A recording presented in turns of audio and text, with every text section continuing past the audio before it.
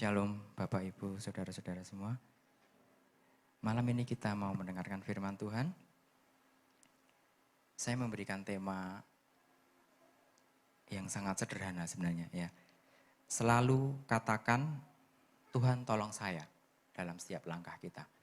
Tuhan tolong saya. Artinya setiap langkah berarti langkah itu adalah setiap hal kecil, bahkan hal kecil dalam kehidupan kita. Ya, apapun itu. Di setiap fase, di setiap musim, kan kita ada langkah-langkah yang harus kita tempuh. Selalu katakan, Tuhan tolong saya, Tuhan tolong saya. Semoga ini kalimat pertama yang selalu kita serukan ketika kita melangkah setiap hari, setiap saat. Kita mau belajar dari kitab Rut, pasal 1, kita baca semua, tapi kita akan baca bergantian. Saya ayat 1, bapak-bapak dan kaum pria semua ayat kedua, ibu-ibu dan kaum wanita semua ayat ketiga, begitu seterusnya ya, supaya kita bisa mencermati setiap ayat demi ayat di kisah ini. Kita mulai, ayat 1 saya bacakan, Rut 1 ayat 1 sampai 22. Pada zaman para hakim memerintah, ada kelaparan di tanah Israel. Lalu pergilah seorang dari Betlehem Yehuda beserta istrinya dan kedua anaknya laki-laki ke daerah Moab untuk menetap di sana sebagai orang asing.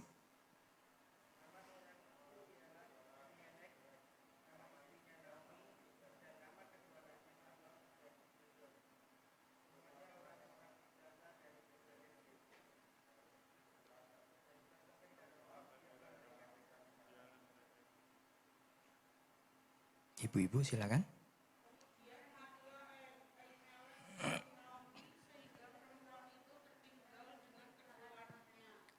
Keduanya mengambil perempuan Moab, yang pertama bernama Orpa, yang kedua bernama Rut.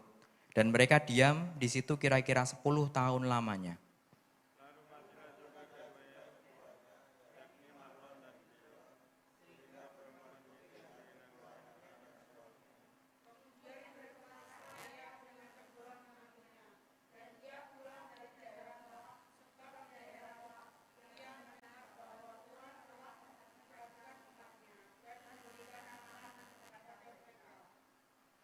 Maka berangkatlah ia dari tempat tinggalnya itu bersama-sama dengan kedua menantunya. Ketika mereka sedang di jalan untuk pulang ke tanah Yehuda,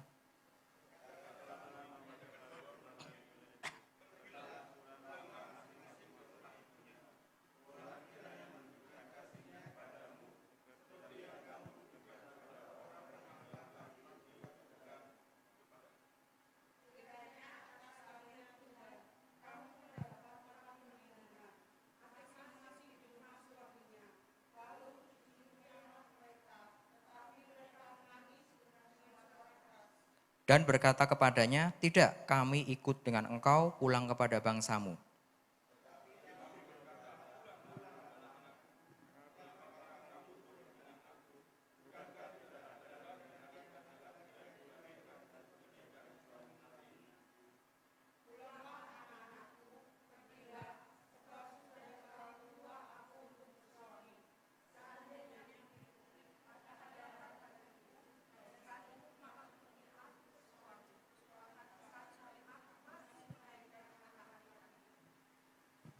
Masakan kamu menanti sampai mereka dewasa? Masakan karena itu kamu harus menahan diri dan tidak bersuami? Janganlah kiranya demikian anak-anakku. Bukankah jauh lebih pahit yang aku alami daripada kamu? Sebab tangan Tuhan teracung terhadap aku.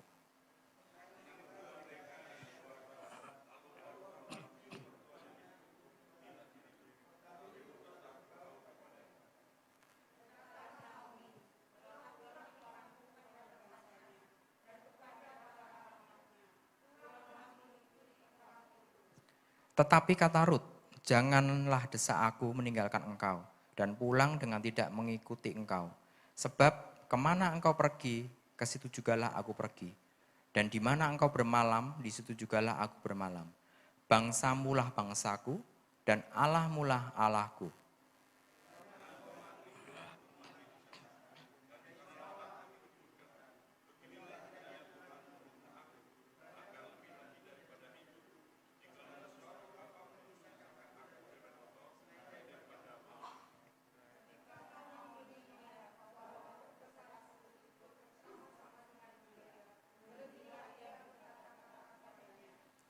Dan berjalanlah keduanya sampai mereka tiba di Betlehem. Ketika mereka masuk ke Betlehem, gemparlah seluruh kota itu karena mereka. Dan perempuan-perempuan berkata, Naomi kah itu?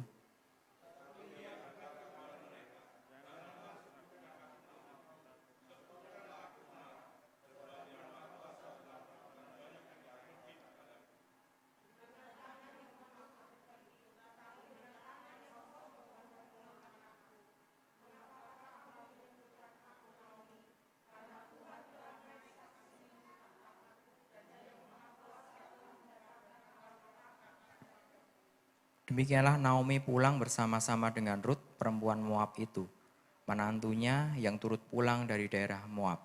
Dan sampailah mereka ke Betlehem pada permulaan musim jelai.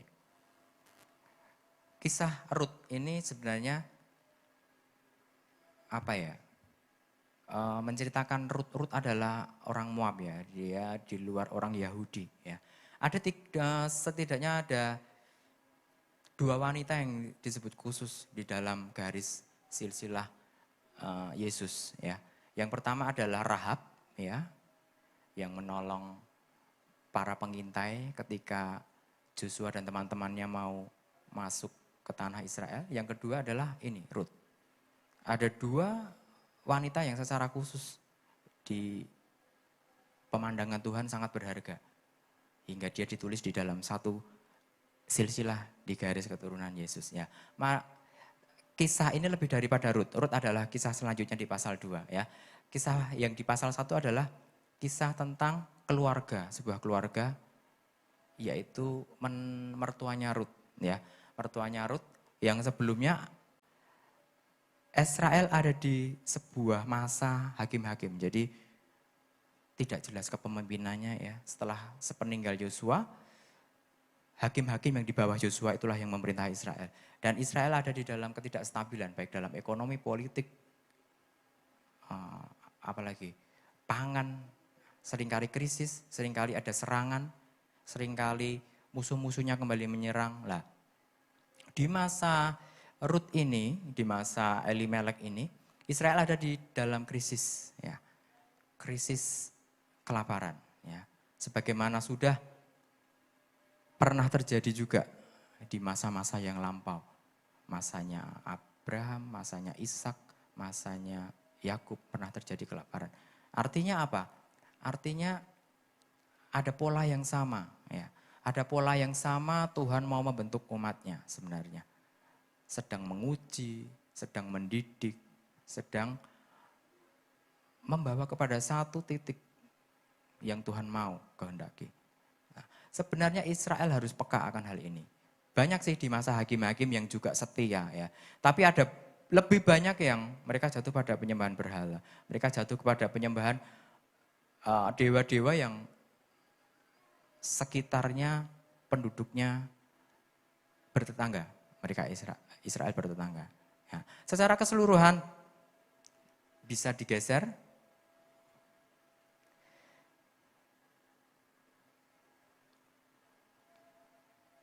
Lagi. Nah, secara keseluruhan kitab Rut ini adalah menceritakan bahwa Rut walaupun seorang perempuan Moab yang di luar Israel, tapi akhirnya dia menurunkan seorang raja, Daud. Dan akhirnya dia menjadi nenek moyang dari Yesus. Ya. Secara keseluruhan Rut sebenarnya menceritakan tentang karya penebusan Tuhan dalam arti nubuatan. Ya. Bangsa manapun Tuhan sanggup menebus. Dari bangsa manapun akan datang penebus, yaitu Tuhan sendiri. Oke. Ada kebenaran apa? Mengapa kita harus, selanjutnya, mengapa kita harus selalu berkata, Tuhan tolong saya dalam setiap langkah. Inilah kebenarannya dalam kisah ini. Yang pertama, kebenarannya adalah ada sebuah keluarga ya, kita ke mertuanya Rut dulu. Keluarga ini sama-sama mengalami krisis. Tapi kalau saya menebak ya, karena begitu kayanya dia mampu keluar negeri, mencari penghidupan yang lebih baik rencananya ya, tanpa melibatkan Tuhan. Tapi yang terjadi adalah sebaliknya. manusia boleh merencanakan tapi rencana Tuhan yang terjadi. Mencari solusi tanpa melibatkan Tuhan, inilah yang mereka lakukan. Mencari solusi tanpa melibatkan Tuhan, berpotensi menjauhkan dari rencana Tuhan. Di ayat 1 sampai 3 sudah jelas diceritakan. Ada keluarga yang ke Moab. Moab itu siapa? Moab itu musuhnya Israel, ya. Musuhnya Israel. Justru bangsa pilihan Tuhan pergi lebih memilih solusi yang ada di pikirannya ke bangsa yang adalah musuh Tuhan, yang adalah musuh bangsa Israel. Bisa kita bayangkan, ya. Berarti dia menjauh dari rencana Tuhan, menjauh dari tanah perjanjian, menjauh dari perjanjiannya Tuhan.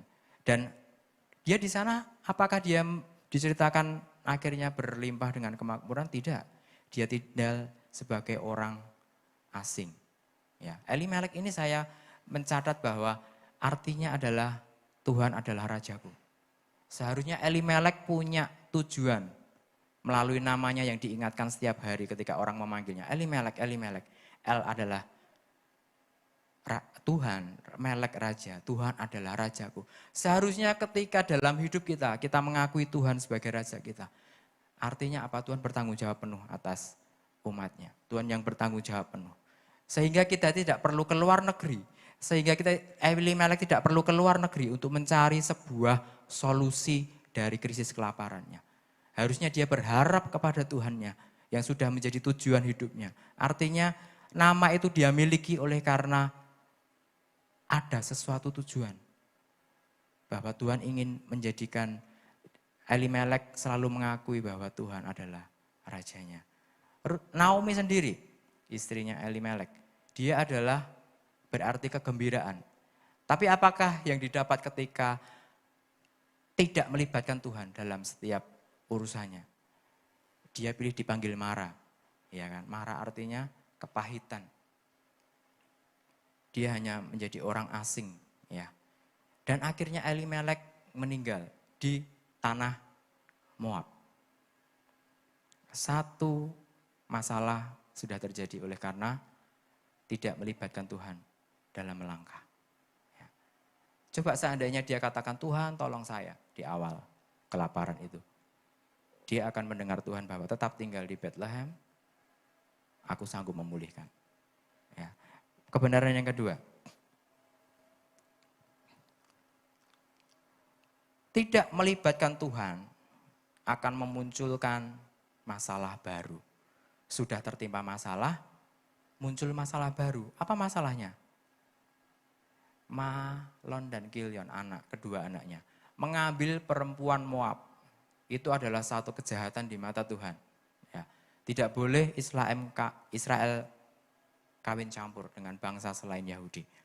Tapi itulah yang dilakukan Mahlon dan Kilion. Artinya mereka akan menyatakan diri bahwa saya adalah warga Moab sekarang. Ya. Israel, Bethlehem sudah kelaparan. Saya hanya bisa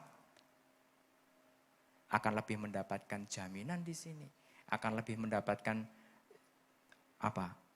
masa depan yang lebih baik di sini. Tapi apa yang terjadi? Dua-duanya meninggal. Muncul masalah baru oleh karena satu langkah yang dia lupakan. Tidak mengatakan, Tuhan tolong saya. Akhirnya dua anak Naomi dan Elimelek ini juga meninggal. Dan menyisakan hanya Naomi dan kedua menantunya. Bangsa Moab ini siapa sih? Ya, ini yang perlu kita tahu. Bangsa Moab itu adalah kalau kita ingat kisahnya Lot dan Abraham, ya. Ketika Lot sudah akhirnya selamat bersama kedua anaknya, nah, anaknya melakukan hal yang tidak pernah di hadapan Tuhan, dia melakukan incest ya dengan ayahnya sendiri. Anak yang pertama menurunkan Moab, anak yang kedua menurunkan Amon.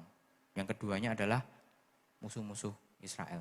Ya, pada akhirnya di perjalanan setelahnya Moab berkembang menjadi bangsa, punya raja dan segala macam dalam sebuah negara. eh, ada raja yang akan mengutuk Israel ketika menggunakan Bileam, ya, melalui Bileam. Raja Moab mau mengutuk bangsa Israel, yang akhirnya Bileam nggak bisa, hanya malah bisa mengucapkan berkat itu ya. Kisahnya seperti itu. Nah, seperti itu. Moab adalah bangsa yang mengutuk Israel.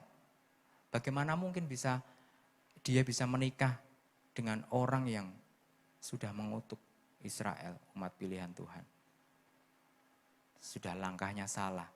Nah, sudah tidak meminta pertolongan Tuhan. Dan akhirnya inilah yang terjadi. Ada muncul masalah baru. Sudah jauh dari rencana Tuhan, muncul masalah baru. Krisis mungkin bisa terjadi di setiap kehidupan kita, ya. Mari kita mengelola lebih baik apa yang sudah Tuhan percayakan. Itu adalah kunci paling tidak meminimalkan risiko kita mengalami krisis. Apa yang Tuhan sudah berikan pada kita, syukuri itu.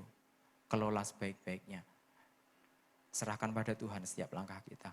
Dan krisis itu Tuhan pasti akan jauhkan dari kita. Paling tidak ada kekuatan, paling tidak ada penyertaan Tuhan jika memang krisis itu harus kita lewati. Ya. Kuncinya adalah selalu katakan, Tuhan tolong saya. Tuhan tolong saya. Yang ketiga sekarang. Kebenaran yang ketiga.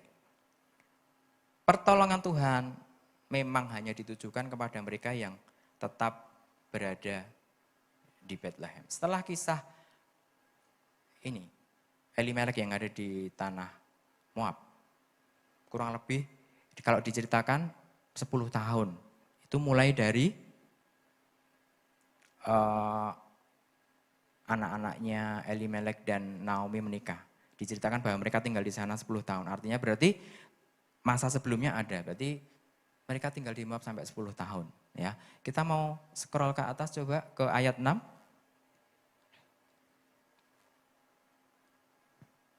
Kita mau teliti bersama ini ayat 6. Kemudian berkemaslah ia dengan kedua menantunya. Ia pulang dari daerah Moab. Sebab di daerah Moab ia mendengar bahwa Tuhan telah memperhatikan umatnya. Dan memberikan makanan kepada mereka. Kita bisa melihat ini. Useless kan pergi ke Moab. Sia-sia pergi ke Moab. Ternyata juga mereka balik ke Israel. Dan tepat di mana Tuhan memulihkan. Seandainya mereka tetap berada di Bethlehem.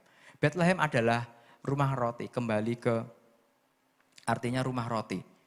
Nah, Bethlehem adalah rumah roti. Apa artinya rumah roti? Artinya semua komoditi bahan baku roti ada di sana. Apa bahan baku roti? Ada tepung, ada susu, ada telur, ada peternakan, ada segala sesuatu yang mendukung. Artinya ini loh rumah yang Tuhan sediakan. Kenapa enggak tinggal di sana? Kenapa enggak menetap di sana sambil menantikan pertolongan Tuhan? Tuhan mau kita menanti sebentar lagi sampai waktu itu tepat. Tuhan mau Israel yang di Bethlehem itu menanti sebentar lagi. Aku loh mau memelihara, tapi sebentar. Aku mau menguji iman. Aku mau mendidik. Aku mau umatku mengandalkan aku. Aku mau mendengar kata minta tolong kepada aku. Itu sebenarnya mau Tuhan katakan. Ya. Jadi dari Moab ternyata ada kabar bahwa Bethlehem sudah mulai pulih nih. Ya. Padahal dia selama di Moab juga enggak merasakan yang seperti harapannya. Tidak merasakan masa depan dan jaminan yang lebih baik. Malah kehilangan suami dan anak-anaknya. Seperti itu. Jadi pertolongan Tuhan memang hanya ditujukan untuk Bethlehem. Bukan untuk Elimelek yang ada di Moab. Bukan untuk Naomi dan keluarganya yang ada di Moab. Ingat, pertolongan Tuhan hanya datang di Bethlehem. Rumah roti. Siapa roti hidup kita? Yesus. Itu yang mau saya katakan. Ya. Tetaplah berpaut pada Yesus. Nah ini poin selanjutnya. Tetaplah berpaut pada Yesus. Selanjutnya, kebenaran selanjutnya. Kebenaran yang bisa kita dapatkan, mengapa Tuhan sendiri yang harus menolong kita. Yang keempat, hanya pertolongan Tuhan yang memampukan pikiran kita mengimani yang tidak terbatas. Ya. Elimelek dan Ruth dan mereka sekeluarga, pikirannya terbatas, dibatasi oleh apa? Oleh kuasa manusia. Lapar, ya sudah kita cari penghidupan baru. Krisis, ya sudah Kita ada uang, kita bisa ke daerah yang lebih baik. Ya. Sampai ketika saatnya Ruth dan Naomi dan Orpa kembali, ya, dia ngomong sama menantunya, udah kamu balik aja ke Moab, kamu tetap tinggal di sini, aku mau pulang, ya, ke tanah kelahiranku. Ya. Menantunya nggak mau awalnya, ya, dua-dua ikut. Naomi mengingatkan lagi, kamu mau dapat apa dari aku? Kalau aku nikah, kalau aku mempunyai anak, kan masih bayi, dewasanya masih 20, 25, 30 tahun lagi baru bisa di usia menikah. Itu adalah pikirannya Ruth. Ya. Pikirannya Naomi. Pikirannya sangat terbatas. Penebus itu kan diceritakan di Taurat, termasuk penebus dalam hal apabila seorang wanita ditinggal mati oleh suaminya, kerabat terdekatnya itulah yang akan meneruskan garis keturunannya. Boleh adiknya atau kerabat terdekatnya. Itu sudah ada Taurat yang dituliskan di masa Musa. Naomi nggak memperhatikan ini ya. Yang dipikirannya adalah berarti penerus untuk keturunan, garis keturunanku adalah dari aku ketika aku bisa melahirkan. Padahal Tuhan nantinya akan menyediakan Boaz sebagai penebus dari kerabat yang terdekat dari Elimelek dan Naomi. Pikiran Ruth adalah pikiran yang terbatas oleh manusia. Karena apa? Sejak awal dia sudah tidak dikuasai oleh kuasa Tuhan. Sejak awal dia sudah dikuasai oleh pikirannya. Sejak awal dia sudah dikuasai oleh logika, nalar, ya. Sesuatu yang mungkin hanya bisa terjangkau oleh pikiran manusia. Tapi dia tidak berpikir bahwa ada Tuhan yang maha kuasa. Ada Tuhan yang sanggup melakukan jauh lebih besar. Ada Tuhan yang bisa menyediakan mujizat. Ada Tuhan yang bisa di masa-masa lalu seharusnya dia mengingat dari cerita-cerita Taurat bahwa Tuhan sanggup melakukan yang besar terhadap Israel. Tapi dia melupakan itu semua. Dia cuma ngomong ke kedua menantunya, lah terus kamu mau nikah dengan siapa? Anakku udah gak ada. Kalau aku nikah pun lahir bayi, kamu harus menunggu. Nah, itu di pikirannya Ruth. Di pikiran Naomi. Sebatas itu pikiran Naomi. Tidak berpikir panjang bahwa Tuhan sanggup menyediakan penebus. Yang kelima, tapi ini mulai ada perbedaan. Di kebenaran yang kelima ini kita mulai melihat perbedaan. Dari kisah Elimelek dan Naomi, kita melihat sudut pandangnya Ruth sekarang. Ruth berpaut dan memberikan pengakuan penting.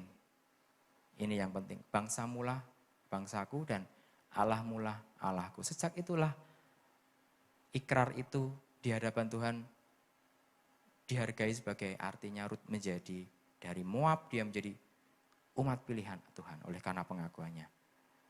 Allahmu lah Allahku, bangsamu lah bangsaku. Dari pengakuan ini, dari pengakuan bahwa kesetiaan Ruth ini, kita scroll ke ayat 14.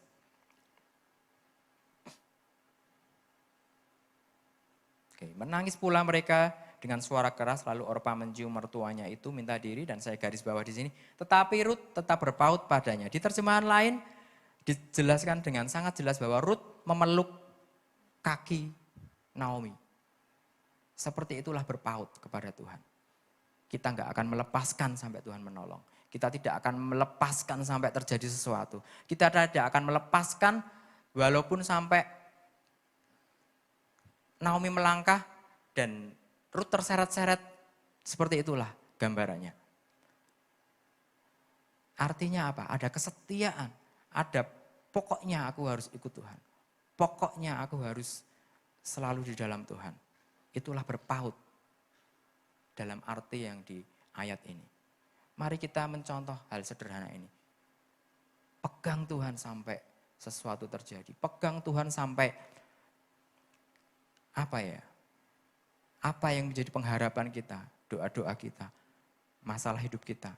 Kalau kita diperkenankan Tuhan masih ada krisis dalam hidup kita. Krisis apapun, krisis kesehatan, krisis ekonomi, krisis karir, krisis pekerjaan, krisis perkembangan anak kita, apapun itu. Ya, berpautlah pada Tuhan. Berpautlah pada Tuhan. Berpaut pada Tuhan akan membawa kita kepada tujuannya Tuhan, ya kan. Ketika kita walaupun dengan langkah terseret-seret langkah, kita akan menuju yang Tuhan mau. Jehovah Syama, Tuhan yang hadir terlebih dahulu mendahului jalan yang disediakan untuk kita. Allah yang maha hadir bagi kita. Ya. Akui bahwa dia adalah Jehovah Syama yang terlebih dahulu berjalan di depan kita, yang sudah menyediakan jalan bagi kita. Artinya apa?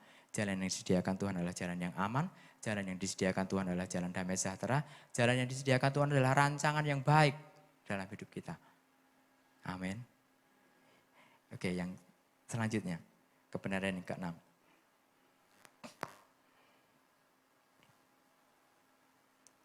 Yang meminta pertolongan Tuhan pasti akan menuai pada waktunya. Memang diceritakan bahwa masa krisis ini berlangsung kurang lebih 10 tahunan, lebih. Ya. Tapi ada catatan yang pasti, ayat 21-22. Ada perbedaan nanti antara Naomi yang meninggalkan Bethlehem dengan warga Bethlehem. Inilah bedanya. Ini yang dialami Naomi 21. Dengan tangan yang penuh aku pergi, tetapi dengan tangan yang kosong Tuhan memulangkan aku. Paham ya?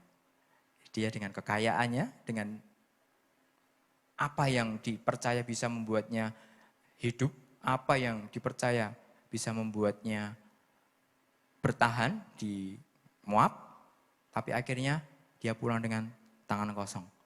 Mengapakah kamu menyebut aku Naomi? Karena Tuhan telah naik saksi menentang aku. Dan yang maha kuasa telah mendatangkan malapetaka kepadaku. Kecenderungannya orang yang tidak melibatkan Tuhan dalam kehidupannya. Ketika dia sudah mengalami sesuatu yang kurang baik, dia menyalahkan Tuhan. Ya. Dulu tidak melibatkan Tuhan, tapi pada akhirnya dia menyalahkan Tuhan. Jangan sampai kita ada di golongan ini ya. Libatkan Tuhan. Nah, ketika sesuatu belum terjadi, ya kita masih bisa nih, Tuhan tolong saya, Tuhan tolong saya. Kita masih punya jaminan pegangan nih. Tapi ketika kita sudah tidak melibatkan Tuhan, terjadi sesuatu yang buruk, kita menyalahkan Tuhan. Fair enggak kira-kira? Saya kira itu sangat mengecewakan Tuhan seperti itu ya. Makanya sejak awal kita katakan, Tuhan tolong saya, Tuhan tolong saya. Tuhan tolong saya, bahkan dalam langkah kecil sederhana seperti apapun tetap katakan Tuhan tolong saya. Dalam pekerjaan kita awal Tuhan tolong saya. Melangkahlah lebih dahulu, saya ada di belakang Tuhan untuk mengikuti Tuhan. Ayat 22, ini yang dialami oleh Bethlehem. Demikianlah Naomi pulang bersama dengan Ruth, perempuan Moab itu menantunya yang turut pulang dari daerah Moab. Dan sampailah mereka ke Bethlehem pada permulaan musim menuai jelai. Krisis yang sudah dipulihkan. Begitu enaknya di Bethlehem. Ya lapar-lapar dikit lah tapi nunggu Tuhan. Makan secukupnya dikit tapi nunggu Tuhan. Tapi akhirnya kita nggak kehilangan semuanya. Nggak memunculkan hal yang lebih buruk. Dan akhirnya ada permulaan musim menuai jelai. Setiap kesetiaan menumbuhkan, kita akan menuai pemulihan dari Tuhan. Kita akan menuai sesuatu yang baik dari Tuhan. Oleh karena kita bertahan. Oleh karena kita tetap mengatakan, Tuhan tolong saya. Tuhan tolong saya. Tuhan tolong saya. Setiap kita kan baru mengalami musim kehidupan kita masing-masing ya. Saya sering, seringkali saya memaknai setiap musim kehidupan saya itu ada soundtracknya ya. Musim kehidupan kita masing-masing punya soundtrack. Tahu soundtrack ya? Jadi film itu kan pasti punya soundtracknya ya kan. Kalau vibes-nya sedih ada soundtrack. Kalau vibes-nya gembira ada sesuatu yang kira-kira apa? Kita sedang di fase apa? Kita sedang di musim apa saat ini? Kita sedang soundtrack dari musim kehidupan kita saat ini apa sih? Sekali Yesus, selamanya Yesus. Atau apakah Ku bersyukur Bapa. Atau apapun. Pilihlah soundtrack yang menguatkan imanmu. Ya, setiap musim pasti punya soundtracknya. Ya, saya yakin banyak di antara kita yang punya soundtrack masing. Oh iya, dengerin lagu ini, relate banget sama hidupku ini. Relate banget sama hidupku. Aku butuh Tuhan. Lah itulah yang dimau Tuhan. Ya, Tuhan mau mendengar selalu kita berkata, kita berseru, Tuhan tolong saya. Tuhan tolong saya. Tuhan tolong saya. Dan Tuhan akan dengan sangat bersuka cita memberikan pertolongannya bagi kita. Ya. Yang terakhir. Nah, ini yang selalu saya ingatkan. Selalu katakan, Tuhan tolong saya dalam setiap langkah kita. Dan lihatlah bahwa Tuhan yang besar itu, ya kita pujian malam ini dibawa kepada satu mengerucut kepada kata Tuhan tolong saya. Tuhan tolong saya. Tuhan tolong saya. Itu firman Tuhan yang kita belajar bersama malam ini. Mari kita menjadi seorang yang seperti ini, ya. Setia, yakin ada pemeliharaan Tuhan, yakin ada penebusan Tuhan. Penebusan bukan masalah penebusan kehidupan kita saja, ya. Tuhan menebus itu menyeluruh. Memulihkan masa lalu kita, memulihkan kepahitan di masa lalu, memulihkan sesuatu-sesuatu yang kita simpan di masa lalu. Dan menebus masa depan kita, ya, menjadi masa depan yang penuh pengharapan di dalam Tuhan. Itulah yang harus kita miliki. Ya. Amin, kiranya Tuhan memberkati kita semua.